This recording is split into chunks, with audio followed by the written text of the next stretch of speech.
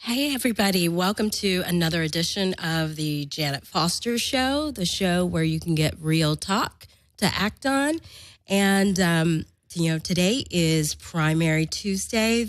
This is the first contest of what will be a big month this year and potentially can be the pivoting turning point for both parties in terms of the nominations. You've got the two front runners in both parties, Trump for the Republicans and Clinton for the Democrats. And they could potentially lock up these nominations right now. And as we've come on the air, the polls in Wisconsin, today is the Wisconsin primary. It's the only state in the union that has a primary today. And 6 p.m. Pacific time here in California is when the polls close. And pretty soon we should have results coming in. And certainly we want to answer your questions. I'm going to answer your questions. You guys have been so cool and so great at reaching out in terms of giving me your questions either while we're on air. And Lovey had a lot of compliments for our guests that we had last week.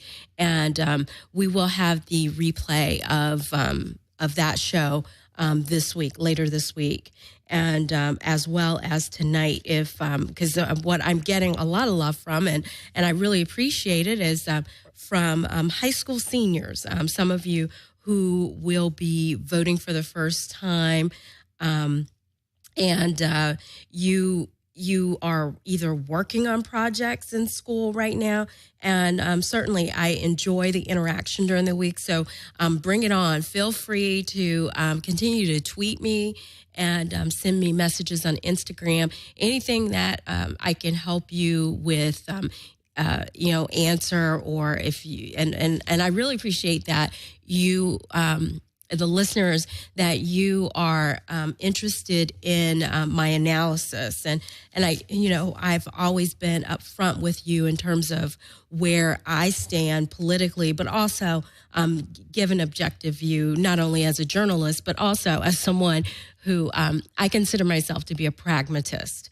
and especially with politics. I love keeping it real and realistic. That's when I say I'm keeping it real, I'm keeping it realistic. And I like some of the discourse and some of the exchange that I've had with a lot of people. And I want to do some quick shout outs to Instagram, because again, Instagram, you guys, you always tell me that I forget about you. So I want to do that.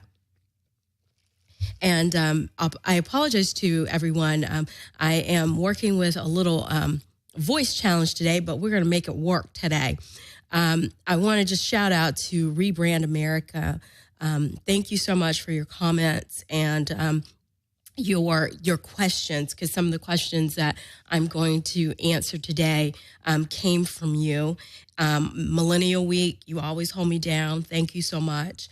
President Doodle, thank you. Thank you for joining the study hall too. And thank you for your love on Instagram. And Katie Sylvia, thank you so much. And James Loves Freedom, thank you. And Brian Gerard, thank you so much for your support.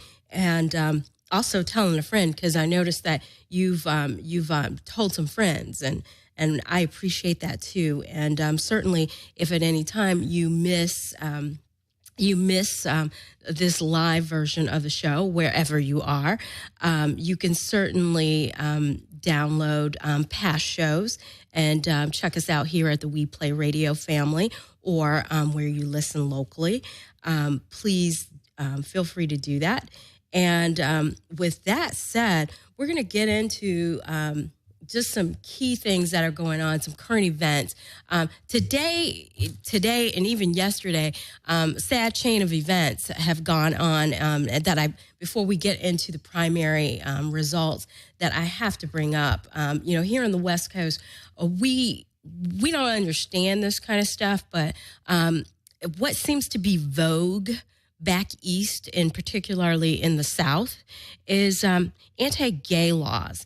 North Carolina, with their legislature, passing an anti-gay law, and this is going to hurt that state's economy in the long run. And it was officially determined earlier this week that state is, we constantly have something called red states, blue states.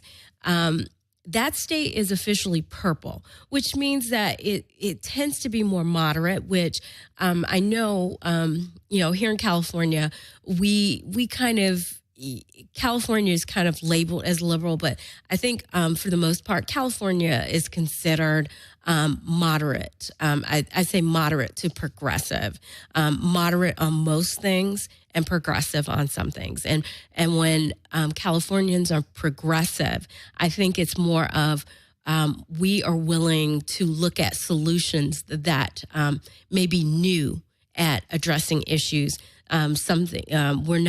We're not tied to something old, tried and true. We're progressive in the sense of thinking that coming up with something new and innovative to either address a problem or create solutions to some solutions. Whereas being moderate can also be the status quo is okay. You just might need to enhance it. Californians tend to be a little bit more moderate to progressive, just as a description to us. But when you look at the state of North Carolina, and we had a guest, Thomas Mills, who really broke the politics down, the history of the politics in the state for us. He broke it down for us, and he actually, what we just saw in the news this week, he actually gave us precursors to seeing how that happens. With their legislature, they have a Republican governor, and the Republicans control their state legislature, and these are the kinds of laws and the kinds of behaviors that are going to be prevalent when you have these extreme views. And, on the show, we have had guests who are Republicans, Democrats, Greens, Independents. And one of the things that I think all of our guests have had in common has been that they are for realistic solutions and not these extreme measures. And North Carolina, I have to say that legislature has really screwed it up. And already what's happening, a California-based company, PayPal, we know it here in California. We're like, oh yeah, that company up in the Bay Area in Silicon Valley, they're tied to eBay. We know that we were using PayPal before it was cool, and they had plans to expand in the state of California. Well, as a result of the passage of this law, they have pulled out, and I think rightfully so. And I predict that there are going to be other companies following suit. And I think, just to put it lightly, I think it was a very bonehead move by the North Carolina legislature to do something like that, because in the tech industry, something that you have to realize in the knowledge economy. The knowledge economy depends on a very educated and a very special skill set of individuals. And, for that legislature to be so backwards, in a state that is known for its academic institutions. Just it slays me to begin with that this is even happening. But and our guest, I just never forget what our guest, Mr. Mills, when he shared with us, he just said that there are just some areas of North Carolina that haven't had enough funerals, quote unquote. And I'm not laughing at death, but we all know that people of a certain age lived in a certain time when it was vogue to treat people inhumanely. And the vestiges of that kind of behavior happened in the North Carolina legislature, and it's being cloaked. It's being cloaked under as if it's religious, and it's not. It has nothing to do with religion, and I challenge anyone who's listening from the state of North Carolina. If you claim to be a Christian, how in the world could you support something like this? And what it's going to do to your state, it's going to further kill your economy. Your economy is already battered because you used to be a manufacturing state. You know, North Carolina was known for its number one industry in manufacturing was furniture. Some of you may not. Some of you may, some of our millennials may not know that because by the time you were born, a lot of those factories were closed in North Carolina. But Gen Xers, a few of us know that. I have personal experience from that because I have relatives who worked in some of those furniture factories as well. And then the number two manufacturing industry was the textile, the mills. And, my own grandmother worked at one of the mills down there in Boulder City, North Carolina. And, a lot of those mills in North Carolina, they started closing, and a lot of it happened. A lot of it was advantageous for a lot of these owners to close these mills. A lot of these mills, owners of these mills made money when they closed. They made more money when they closed those mills and continue to draw off of that. But then you have a legislature that can't. It's obvious that the North Carolina legislature is incompetent, where they can't create any jobs. They certainly can't do it in the knowledge sector now because when you've got big companies like PayPal, and why this is such a big deal is, I don't know if you noticed, but we're starting to go to a currency-free a way of payment, and that's big. That's huge. For a company like PayPal to say at one point they had planned on expanding in that state, and now that they have scrapped their plans, you better believe other companies are going to do it. And any companies that do business in that state, they're going to have trouble with other companies that basically don't want to do business in North Carolina. This is going to be huge, and I really want to hear from listeners from North Carolina and give me your take, and not only what we are about this show. Just don't complain about it. Come up with something that you're going to do about it, and definitely let me know if there are a group of activists who are pulling something together to not only oust, because you got to get rid of these people in your legislature. I don't care how you do it, and I know our guest, Mr. Mills, he had said that there were few remedies for residents to deal with members of the legislature. I just think where there's a will, there is a way. People who are about doing the right thing rise up in North Carolina, because this is going to cost you. It's going to cost you in terms of your population. You're going to have another population shift. You've got those awesome academic institutions. I mean, the University of North Carolina was just in the Final Four. Some are saying it's kind of karma about this law being passed that maybe why the Tar Heels lost to Villanova. It could be. It very well could be. But definitely, you've got these awesome academic institutions that are known to be top flight in terms of competitive enrollment, hard to get into, and then you can't retain your educated, the people that are coming to your state, because a lot of people come from out of state to obtain those degrees. Well, you're creating an environment in your state with your wacky legislature where people don't want to stay there. They're going to come, they're going to get their degrees, and then they're going to go elsewhere. And your state's going to basically be a place where the ignorant thrive.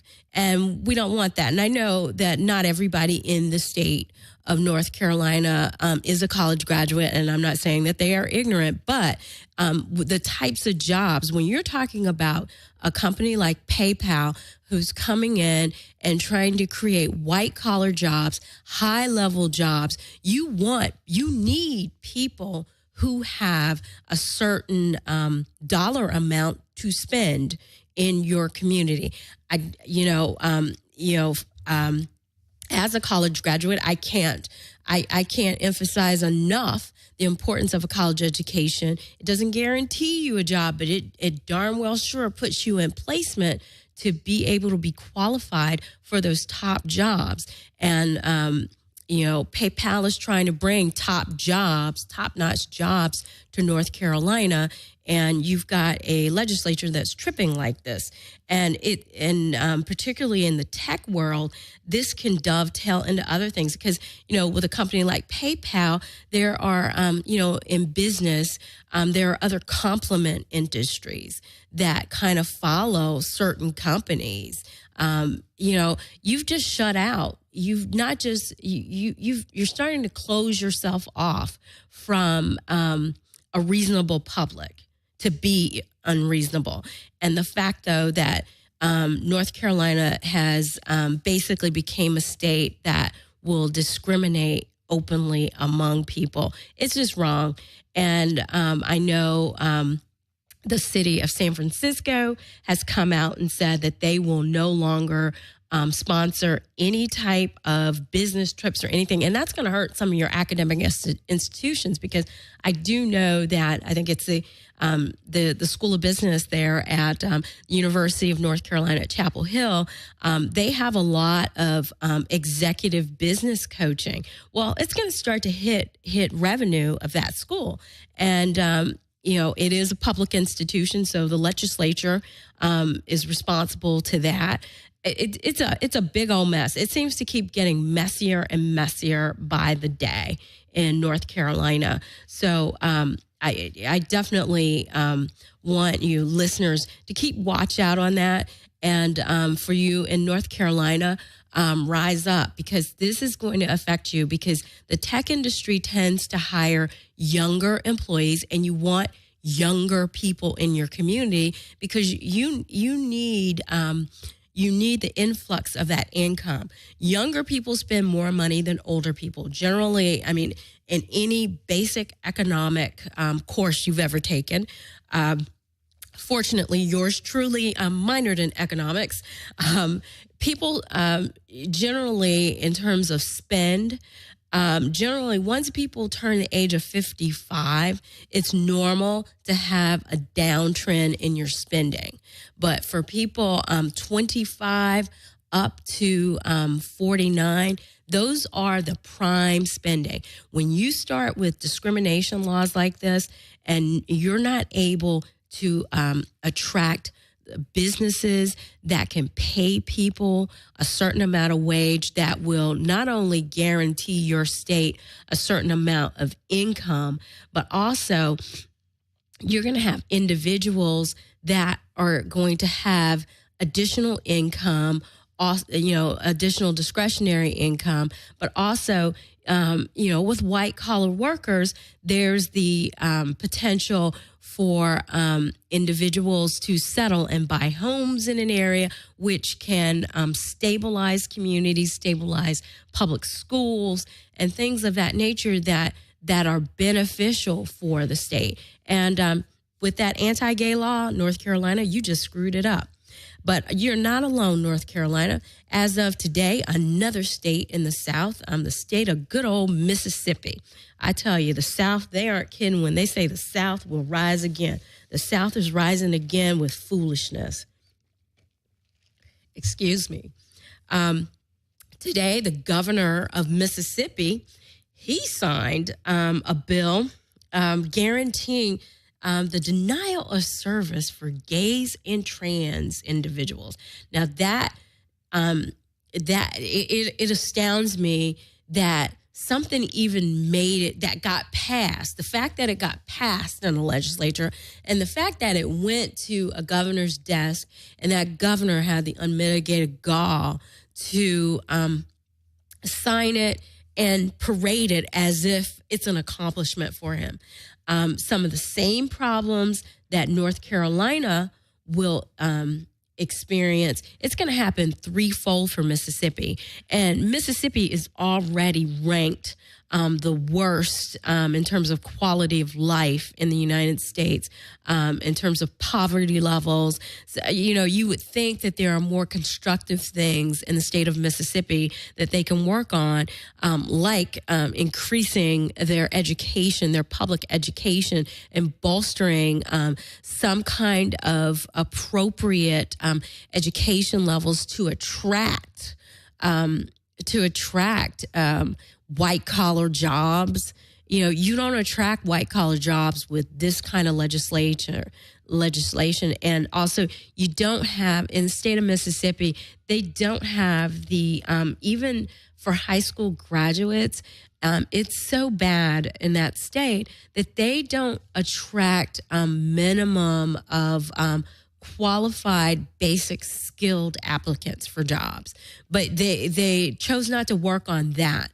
They chose to basically make vogue again discrimination of gays and the trans community, and I just hope and I want any listeners from Mississippi reach out to me on Twitter, Instagram, or on the Facebook page, because I want to talk to you about this and find out what kind of activists, because usually in states like Mississippi, it's kind of quiet in terms of activism, and I think a lot of it has to do with that state's unfortunate I think very dark history that a lot of people don't want to talk about. That's pretty consistent in the South. Some areas of the South are a little bit more open about talking about their histories of slavery and also some of the intentional laws. And this in Mississippi, it's just plain brazen at what was done today. And this week has been crazy in terms of discrimination. And I just want to also let listeners know, because this has been a question that people have asked me in particular a lot about my thoughts about, in terms of the election, how what kind of factor will the LGBT community, specifically the trans community, what kind of role will they have in the election? I think that they will have a very strong role, along with the Latino community. Right now, the Latinos, they are what I call the sleeping giant.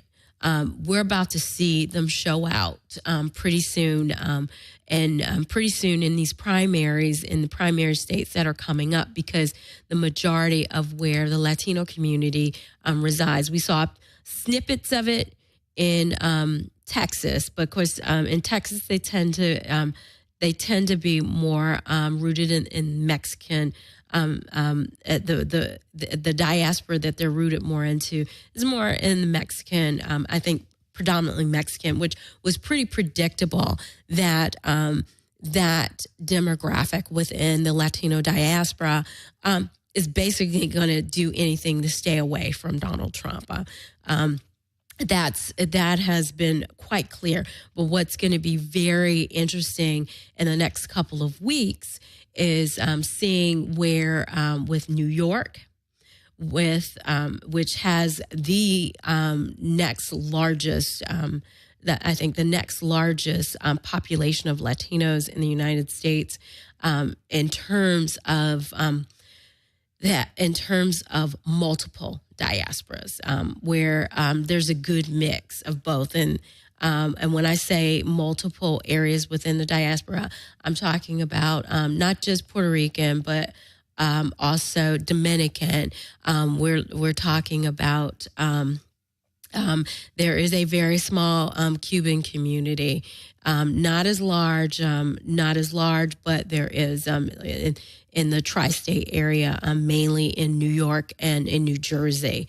When we talk about Cubans, but largely it is Dominican, Puerto Rican, and then you have some areas of South America and Central America located. And it's almost like the parts of the diaspora that are similar to Miami.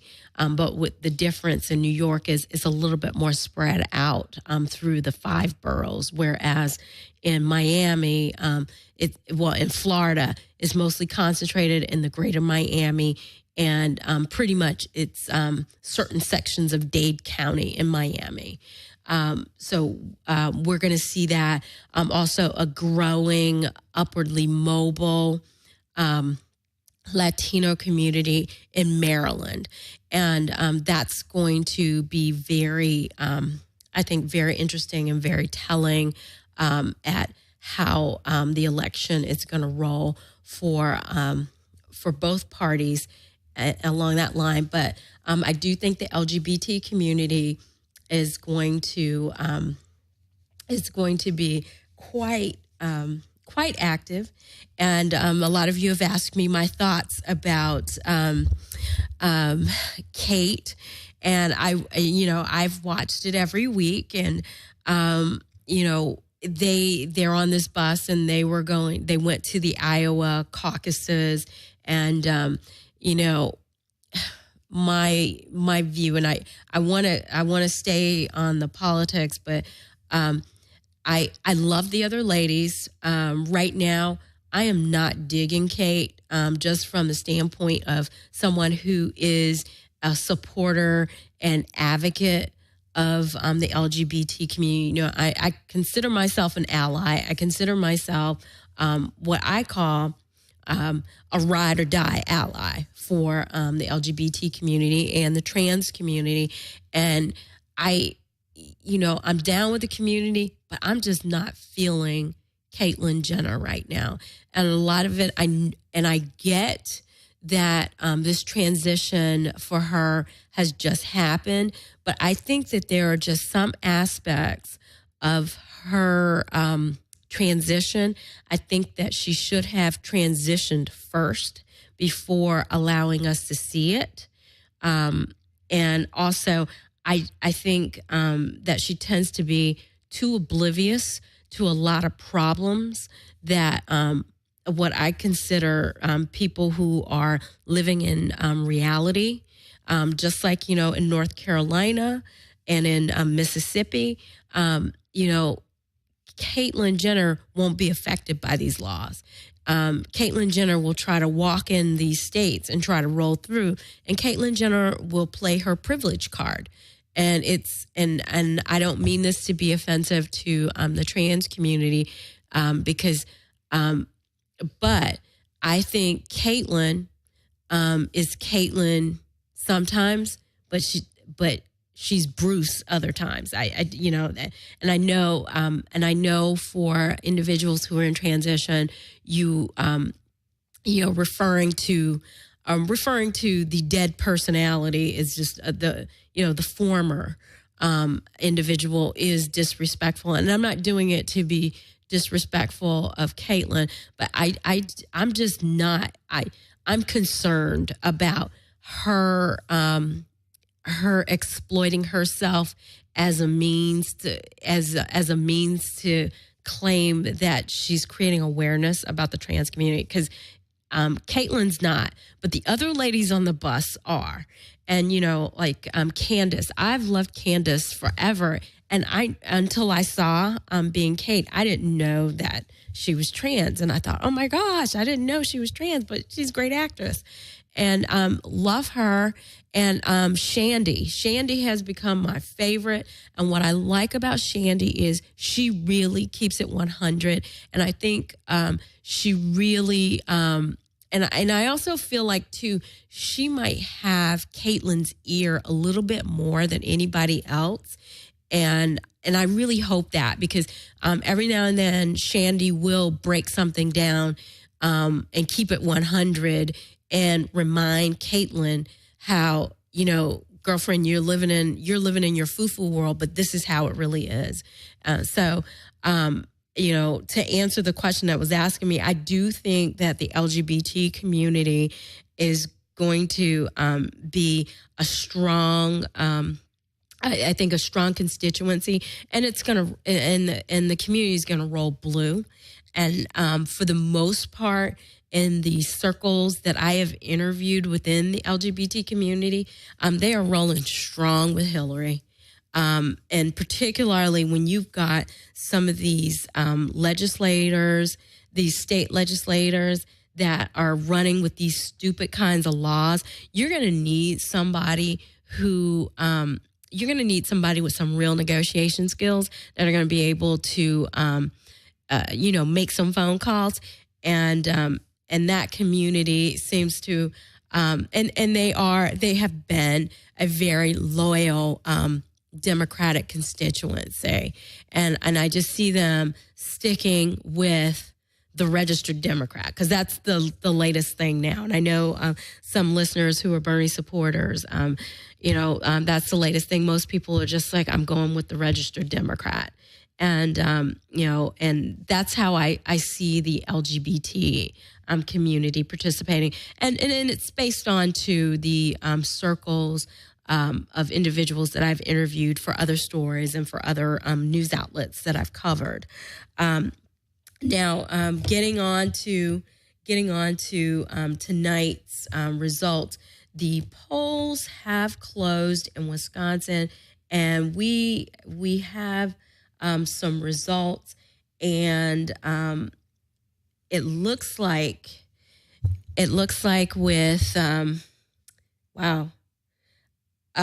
with 6% of the votes that are in, it looks like though it's being called for Cruz, and it's kind of close though, and so I don't know if they've finished counting. The data source that I'm using. I don't know if they've gotten all of the absentee ballots counted, and they're going through electronics voting. But as it stands right now, Cruz has 49.6% of the vote, and Trump has 34%, and Kasich has 14% for the Republicans. And interesting enough, in some of if you've been watching some of the major news coverage, people just kind of talk about it being a two-person race versus, and they've counted out, Governor Kasich, and he has not folded his campaign. He hasn't paused it. He still has delegates, and he's still in the game. And actually, I think if people are still supporting him, I think he would still be good as a spoiler. But Wisconsin has been called for Cruz. And in terms of the delegate counts, it's 42 delegates that Cruz has picked up. And this is winner take all, so there's no splitting for Republicans. And on the Democratic side here, we're going to get their results. And right now, they haven't called the Democratic side yet, with and still with 6%. And the reporting is right now, Bernie Sanders is leading with 56.7% of the vote, and Hillary is right now at 43%. And there are 86 delegates at stake in this race, but based on the Democratic Party's policies and procedures, these this isn't a winner take all. This is these delegates will be split between the two. So this isn't a winner take all state. So the wins will be proportionate based on the number of votes. So if Sanders stays, he'll get 50. Let's say round up. If he's got 56.8%, he'll get 57% of those delegates, and that's pretty much how they divide up the delegates. So both candidates will walk away with delegates. And just to refresh everybody on the numbers, the magic numbers that for both parties, for the Republicans to win the nomination, the Republican that gets to 1,237 votes first clinches the nominee. If they get either 1,237 flat total or anything above that, whichever candidate gets it first, they will clinch the nomination because it will be mathematically impossible for anybody else to come in for that. And for Democrats, the number for Democrats needed to clinch the nomination is 2,383. And right now up for grabs are still 2,042. And Hillary Clinton started tonight with 1,712 delegates. And Bernie started with 1,011 votes and 1,011 delegates. And that will continue to be added on as the night goes along. 7% of the polls are 7% of the polls are reporting, and still no call for the Democratic race as of yet. But with the Republicans, the race has been called, and Ted Cruz is one, and the number and Ted Cruz is catching up. Trump is still the front runner, and Trump has I think it's he still has 737 electoral votes, and Cruz has with the win in Wisconsin, he has 523 votes. So he's still behind Trump. Trump is still winning, and Kasich has 143. And what's still out is delegates that were earned by Marco Rubio. He still is holding on to his delegates. So potentially, somehow I see if Cruz wants to overtake Trump, he may cut a deal. That's an idea. And, all week long we've been hearing, especially in media circles, we've been hearing about a potential floor nomination, which that can happen. And I know some of you younger first-time voters are you've asked about this, and I've kind of given you high level.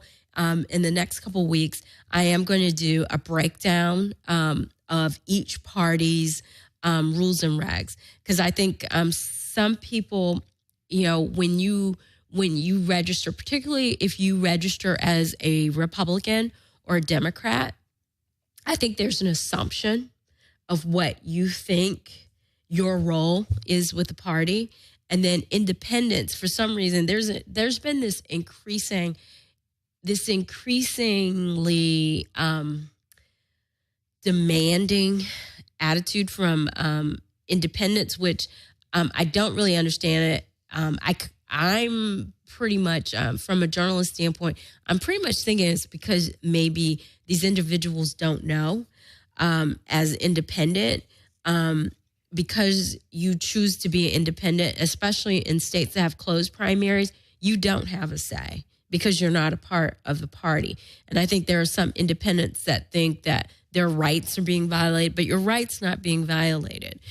You had the right to elect either when you registered to vote. That is your right to register, to be able to register to vote. But in party elections, and I know some people tend to think that some people tend to think that the taxpayer pays everything, but what you don't understand is with these primaries, political parties pay for this. There are costs tied to this because you have to pay to be on the ballot, and that's tied in whatever the fees are. And if you can't pay the fees, you don't have this. That's why there are so many other, I guess, I don't want to say alternative parties, but there are other parties that they're real parties that they don't have primaries like this because they either can't afford it. Whereas the Democratic Party and the Republican parties, those parties pay to be on these ballots, and that's something that I think a lot of independents seem to forget about that. And so when these primaries are coming up that are bankrolled by these, by these parties because they paid for it, they paid for the ballot placements and whatever the fees of each state, whatever it costs to be tied to having these primaries based on their party requirements for the nomination. That's why some states have caucuses and some states have primaries, but both parties pay for this. It's understandable that that independents wouldn't be a part of this because you're not either or. You either need to be a Republican or a Democrat. And I know that there are some states that do semi-open, which those are I prefer those where you can go to the poll, but you have to state. You have to ask for the ballot. You can't choose for both. You either say, I'm going to vote for the Democrat or I'm going to vote for the Republican. And like here in California, we've got that crazy open primary where they do top two. But I really wish we would go back to a closed primary here in California because Democrats are Democrats, Republicans are Republicans, and independents, or people who decline to state, you choose not to pick a side, and it's and that's just the way it should be, and that's why I think some people forget that. But what we're going to do is we're going to go over some of the parties with their platform issues and their requirements, because I think a lot of people may not realize that. And I noticed that in a lot of political circles, particularly in the Democrats, the discussion with Bernie Sanders, Bernie Sanders has been an independent, and he requested permission to run in the Democrat primary. And, individuals, we're going to profile individuals working on his national team, because that's very different, because those individuals have not been very versed with working with the Democratic electorate. And I think that's why there's been a lot of tension in terms of, with Bernie being one way, but his staff maybe doing something another way. And as of late, his campaign manager has been in the news a lot, and he's been in the news a lot in a bad way. It hasn't been a good way for him, and that will be interesting. But coming up in the next primaries, we do have some big dates.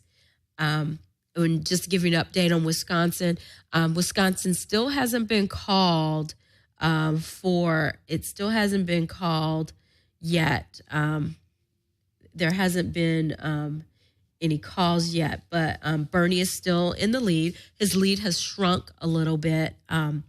He went from 56%, he's down to 53.2%. Clinton has picked up a little bit.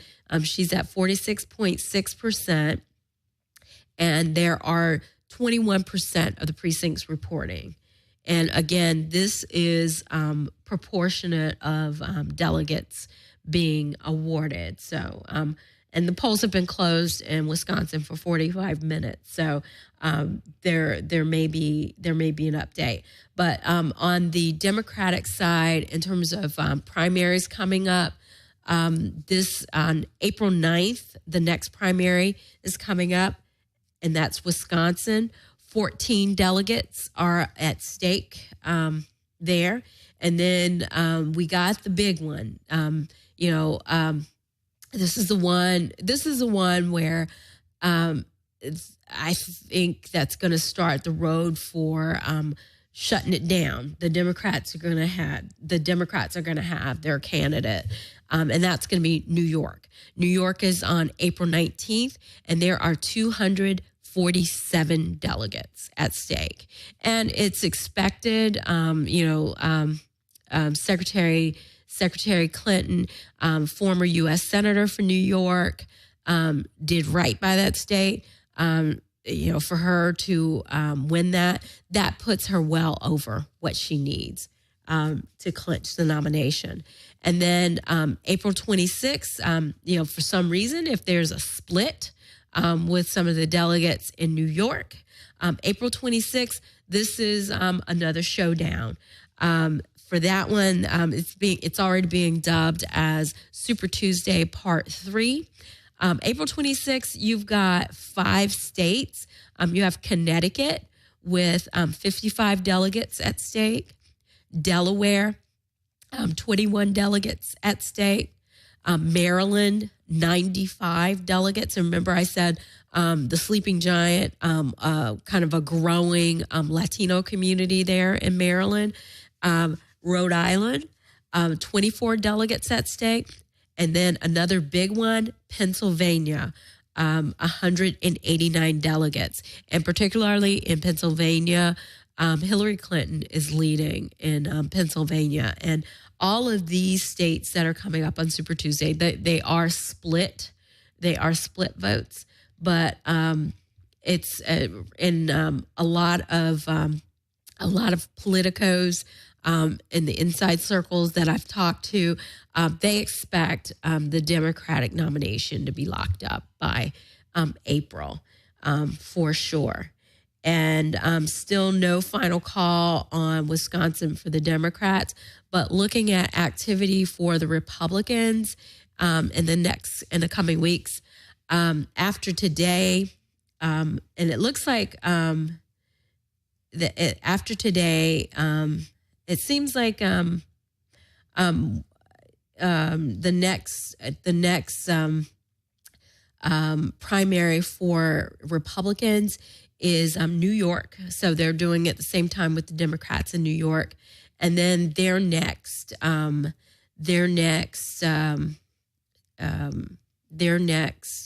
big delegate voting primaries are on April 26th as well. Connecticut, Delaware. Let's see. For Republicans, Connecticut has 28 delegates. Delaware, they have 16 delegates at stake. Maryland, 38. Pennsylvania, 17. Rhode Island, 19. And something that, just an update on Wisconsin, with 23% of the precincts reporting. Right now, they still have call it for Cruz, but they are, for the total delegates that are at stake, so far they've only awarded him 24 of those delegates. So he's sitting at 505. They haven't awarded him all of the possible delegates there. And not really sure why. There's nothing coming up on the wires saying why. Maybe it's because it's only at 23%. And since it's in thinking of it, if it's 23% and it is a winner take all, maybe that number will climb as the number of precincts reporting will continue. So we'll definitely watch that one. And still for Wisconsin, Wisconsin, they've called it for Bernie. In Bernie, and they were waiting for, I think, a lot of the large Democratic strongholds in terms of, I think, the urban votes, and he will get at least 53% of the delegates, and Hillary will get 46%. So they both walk away with delegates. Hillary is still ahead. Even if with 40% of those delegates, she's still ahead going into the Wyoming primary, which is April 9th, and then going into New York. So Senator Sanders has won Wisconsin, which it was predicted. It was predicted to be pretty close between the two, and Wisconsin is one of those states. It's a swing state, and it's similar to Michigan. So the fact that Sanders won Michigan, that there wasn't a surprise with that one, with that state. What will be a surprise is if Senator Sanders does something in New York. That will be interesting because the key capstone of the Sanders campaign has been the complaints about Wall Street. So, and New York is Wall Street, no matter what part, whether it's upstate or in New York City. And some of the delegates have been awarded now in Wisconsin. Bernie picks up 44 delegates and Hillary picks up 28 delegates. So the count now, Hillary Clinton is still in the lead with 1,740 delegates, and Bernie Sanders now has 1,055 delegates. So that's been pretty much Wisconsin is pretty much a wrap tonight. So let me know your thoughts about that, and hit me up on Instagram, and Twitter at janet.d.foster. And certainly you can hit me up on Facebook at Janet Foster. And like always, everyone, feel free, hit me up during the week, questions. And also, we post the top trending news story, whether it's in the U.S. or worldwide. Feel free to give us comments there. And I'd also like to thank Jeremy Hansen for helping make everything go. And thank you all for listening and for all of your support. And have a great week. And we'll see you next week, same time, same place, right here.